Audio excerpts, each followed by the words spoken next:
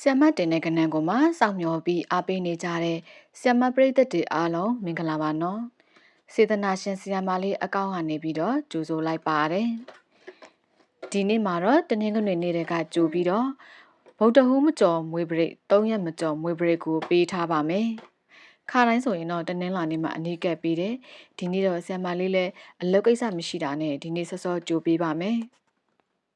တကယ်တော့ဆ iam မရဲ့ဗုဒ္ဓဟူးမကျော်မွေးပရိတ်ဆိုတာအမြဲမှန်ခဲ့တာပါဆ iam မကဏ္ဍကိုစောင့်ပြီးတော့အားပေးတဲ့လူဟောင်းတွေသိပါတယ်လူသစ်တွေကတော့အရင်ဗီဒီယိုလေးကိုလိုက်ပြီးတော့ရှာကြည့်ပါနော်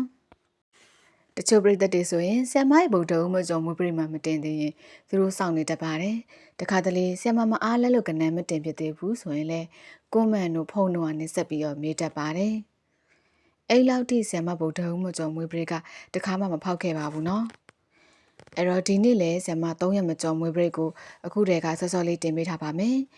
ဆ iam မရဲ့အကောင့်လေးကိုဆ iam မရဲ့ channel လေးကို subscribe လေးလုပ်ပေးကြပါအောင်ဆ iam မတင်သမျှတွေကိုအမြဲမြင်နေရအောင်ဆ iam မရဲ့ channel လေးကို subscribe လေးနှိပ်ပေးကြပါအောင် subscribe နှိပ်တယ်ဆိုတာခေါင်းလောင်းလေးကိုနှိပ်ရမှာကိုပြောတာပါ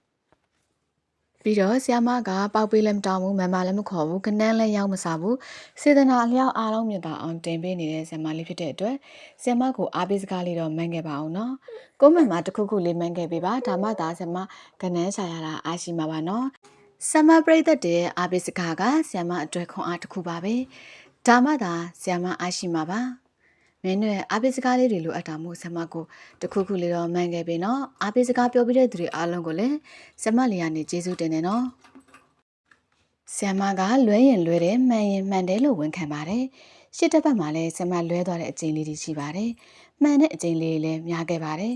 ဒါကြောင့်မို့လို့ဆ iam မလွဲသွားတဲ့အခါကျရင်လည်းနားလေပေးစေချင်ပါတယ်ဘယ်သူမှတော့အမှားနဲ့မကင်းနိုင်ပါဘူးဒါပေမဲ့ဆ iam မလေးဘက်ကအမှားနဲ့ပြီးအမှန်များအောင်စူးစမ်းတွက်ချက်ပေးနေပါတယ်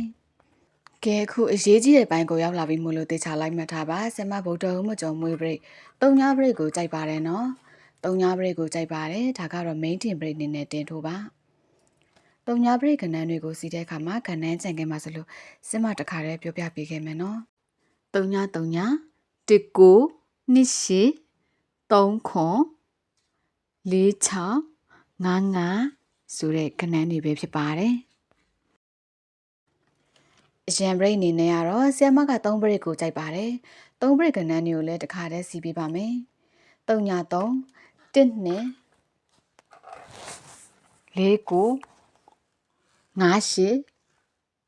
6ခွန်ဆိုတဲ့ကဏ္ဍတွေပဲဖြစ်ပါတယ်